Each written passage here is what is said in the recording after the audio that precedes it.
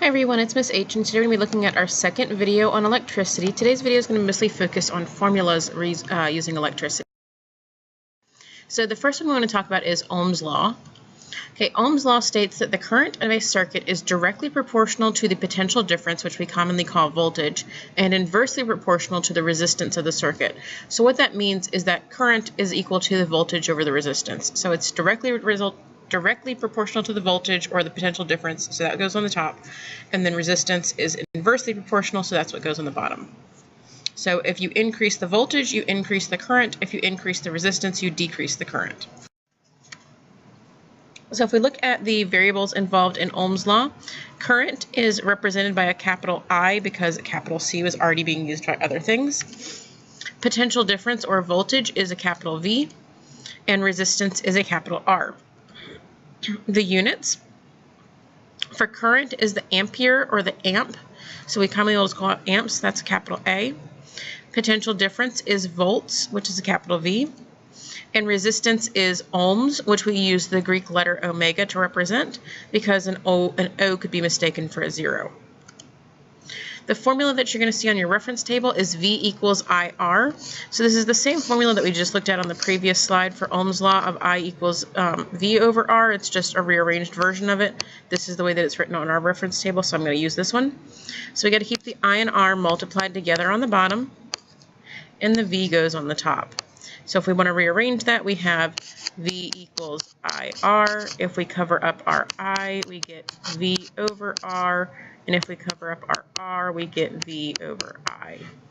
So let's take a look at some example problems. Number 1, how much current flows through a circuit with a 12 ohm resistor connected to two 1.5 volt batteries? So we're going to start with identifying. So how much current? So we're solving for I. 12 ohms of resistance is R.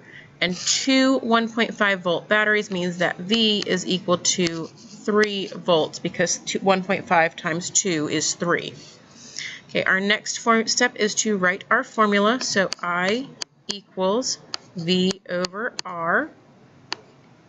Then we're going to plug in our numbers. So that's going to be 3 volts over 12 ohms. And so 3 divided by 12 gives us 0.25 amps. So 0.25 amps of current are flowing through a circuit with a 12 ohm resistor and two 1.5 volt batteries.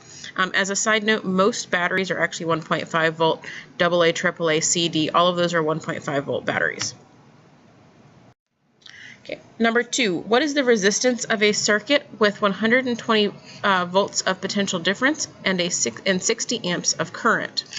So we're going to start with identifying. So we're going to solve for resistance, which is R. 120 volts is our V, and 60 amps is our I. Step 2, we're going to write our formula. R equals V over I. Step 3, we're going to plug in our numbers. So that's 120 volts over 60 amps. Step 4, we solve. 120 divided by 60 is 2 ohms. 2 ohms of resistance flowing through this circuit. Okay, last Ohm's law practice question. What is the potential difference of a circuit with two 30 ohm resistors and 3 amps of current? So potential difference means that we're solving for V. Two 30 ohm resistors means that our R is 60 ohms because 2 times 30 is 60, and our I is 3 amps. Step 2, we write the formula, V equals IR. Step 3, we plug in the numbers. So that's going to be 3 amps times 60 ohms. When we do 3 times 60, that gives us 180 volts. So 180 volts of potential difference. Ohm's law isn't the only formula we need to understand, though. We also need to understand electrical power, and electrical power is the rate at which another form of energy is converted into electrical energy. So the rate at which we convert chemical energy into electrical energy, or kinetic energy, or any other kind of energy into electrical energy. So just like any other form of power, the unit is the watt. Remember that a watt is a joule per second. The formula is power equals current times voltage, or potential difference. So if we put that into our triangle, okay, we're going to keep I and V multiplied together in the bottom. P goes in the top. And then if we were to rearrange that, so P equals I times V, I equals P over V, and V equals P over I. We also can look at electrical energy, because that's what the previous formula talked about. So electrical energy is converted by multiplying power times time. It's the unit for that is the kilowatt hour. Typically, it could be the watt hour, but normally we're going to be using very large numbers, and so we typically work in kilowatts instead. So electrical energy is equal to power times time. This is not a formula that we're going to actually be using in this class, so we're not going to bother to put it into a triangle. The main reason I included it in here is because this is how your energy bill is calculated when you look for what your electric bill at home is, and so that kind of helps you figure out where that came from and understand that better. So let's take a look at some example problems of electrical power. Number 1, how much power is contained in a circuit with 0.43 amps of current connected to a 9-volt battery?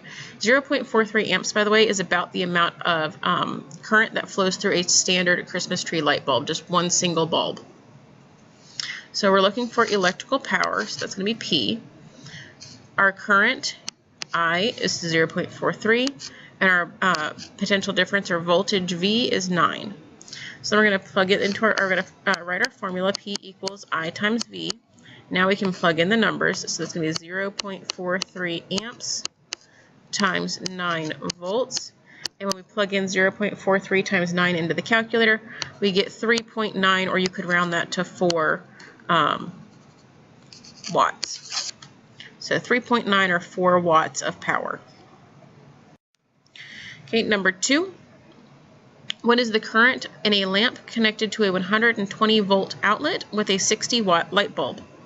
So we're solving for current, which is I, 120 V is our V, and 60 watts is our P. So if we look at our triangle here, P goes in the top, I and V go in the bottom. So if I'm solving for I have P over V. And so that's going to give me 60 watts over 120 volts. 60 divided by 120 gives me 0.5 amps. So 0.5 amps of current flowing through that lamp. Okay, last one. What is the voltage in a circuit with 15 watts of power and a current of 8 amps? So we're solving for V. We're given a P of 15 and an I of 8. So since we're solving for V, we're going to put it into our triangle, P, I, V. So V equals P over I. Plug in our numbers, 15 watts over 8 amps. And 15 divided by 8 gives me 1.9 or 2 volts. 1.9 or 2 volts. That sums up our rest of our information on electricity. Our next video will be on magnetism.